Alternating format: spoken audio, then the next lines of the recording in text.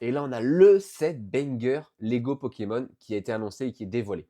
Il va être aussi disponible le 27 février 2026. Il est beaucoup plus cher, il a beaucoup plus de pièces, mais quelle tuerie. C'est vraiment une scène qui regroupe les 3 starters dans la révolution finale, c'est-à-dire Dracofeu, Florizarre et Tortank. Il y a 6838 pièces, mais c'est tellement stylé parce qu'en fait, ils sont chacun dans leur environnement. Quand je dis chacun dans leur environnement, c'est-à-dire que sous Tortank, tu vas avoir de l'eau, sous Florizarre, tu vas avoir des plantes, et sous Dracofeu, tu vas avoir de la lave et du feu. C'est vraiment un banger, on dirait presque une statue. Et il est à 650 euros. Donc c'est plus du tout le même tarif. On est sur un truc bien plus cher, mais bien plus beau. C'est limite une œuvre d'art pour le coup. Pour moi, c'est un gros banger.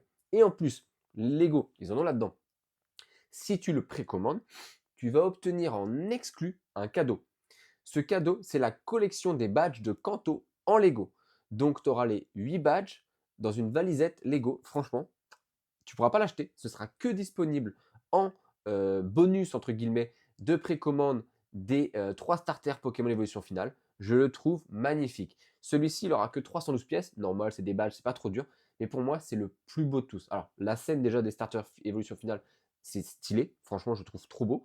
Mais alors, les badges, pour moi, c'est le genre de truc que tu peux mettre en œuvre d'art, que tu peux cacher, que tu peux cacher. Le genre de truc que tu peux exposer chez toi. C'est une vraie œuvre d'art pour moi. Ça, c'est le truc que je veux. Le problème, c'est comment essayer de l'obtenir sans précommander à 650 euros Dracofeu, Florizard, Tortank. Parce qu'à mon avis, celui-là, une fois que les gens l'auront, il va partir aussi très très cher. Dis-moi ce que tu en penses en commentaire, mais ça pour moi, c'est la meilleure news Lego Pokémon.